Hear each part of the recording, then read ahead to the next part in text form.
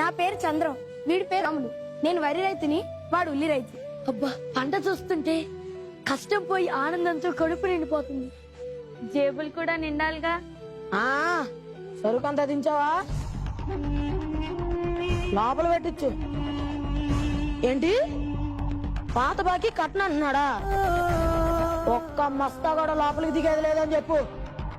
అవునరా, ఇంతకీ ఆ మిరపకాయ బస్తాలు ఎక్కించావా? రే, నీకెన్నిసార్లు చెప్పాలా? అన్ని నేను ఒక్కళ్ళే చూసుకోలేను, ఒక్క పని కూడా చేయలేవా? ఇక్కడ సరిగే ఉంది, పెద్ద బాలేలే గాని నేను మన మార్కెట్కి వస్తున్నా. లేగు. అయ్యా, ఈ సరుకేమయ్యా బంగారంలా ఉంటాను. చూడు బాబాయ్, మన బంగారం బాగుందని మనం అనుకుంటే సరిపోదు, అది చెప్పాల్సింది కంసాలి. ఇక్కడ కంసాలి నేను, బంగారం మీది, కాబట్టి చెప్పాల్సింది నేను. టమాటాలు అన్ని మచ్చలు మచ్చలే, కిలో 2 రూపాయలు. పత్తి చెత్త,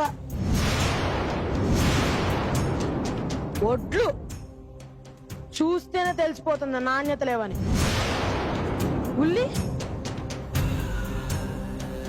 పర్లేదు అబ్బాయి, కిలో 5 రూపాయలు వస్తాయి.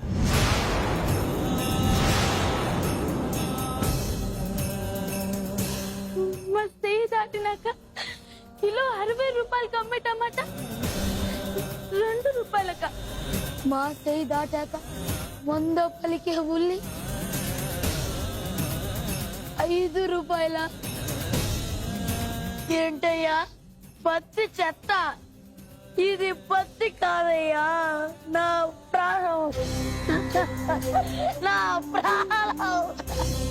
అయ్యా, బయట 10 కేజీల బియ్యం 1500కి అమ్ముతుంటే బస్తాడు వడ్లయ్యా 1000 రూపాయలేనా?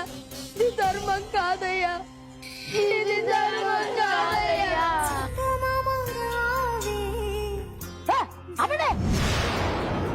అయినా బాగోని తీసుకొని నేనేం చేయాలి? వినియోగదారుల దగ్గరికి వెళ్ళి ఎవరికైనా బాగుండాలిగా. అయినా పోయిన ఏడాదికి ఈ ఏడాదికి రేట్లు ఎంత పెంచా? అది కనపడట్లేదా? ఒకేసారి ఆకాశానికి ఎగిరిపోవాలని చూడకండి.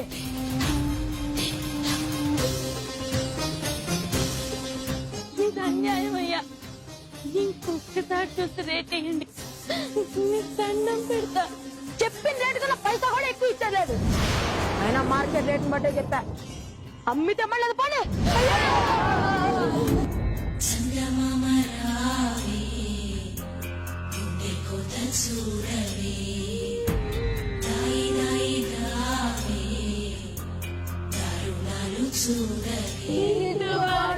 కల్పించండి అయ్యా,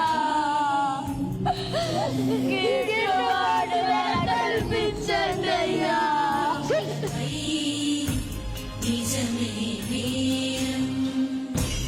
ఎందుకంటూ అడిగితే జరిగే నీ చందమామ రావే, గుండె కొత్త చూడవే, దాయి దాయి దావే, దారుణాలు చూడవే.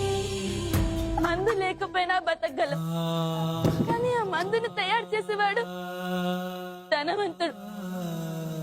సిగరెట్ తాగకపోయినా బతకగలం, కానీ ఆ సిగరెట్ ని తయారు చేసేవాడు ధనవంతుడు. కానీ అన్నం లేకపోతే బతకలేం, ఆ అన్నాన్ని పండించే రైతు మాత్రం పేదోడు, పేదోడు. అవునయ్యా, మార్కెట్ లో దొరికే ప్రతి వస్తువుపై దాని ధర ముద్ర వేసుంటుంది, కానీ రేయనగా కష్టపడి శ్రమ టొచ్చి పండించిన పంటకు గిట్టుబాటు ధర అడిగే హక్కు మాత్రం మనలాంటి రైతులకు లేదు. ఇదెక్కడి చిత్రమయ్యా, ఇదెక్కడి చిత్రమయ్యా. కిలో ఉల్లి 5 రూపాయలట, 5 రూపాయలు తీసుకుంటే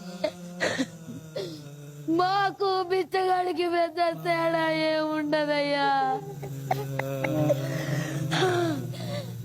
తిప్పలు పడి అప్పులు చేసి పంటను పండిస్తే దానికి గిట్టుబాటు ధర రాక ఇలా తలంచుకునే కంటే ఈ వ్యవసాయాన్ని వదిలేస్తేనే మంచిది. అప్పుడైనా మన విలువ తెలుసుకుంటారేమో. అవును, పంట వరదల్లో కొట్టుకుపోయింది అనుకుంటా.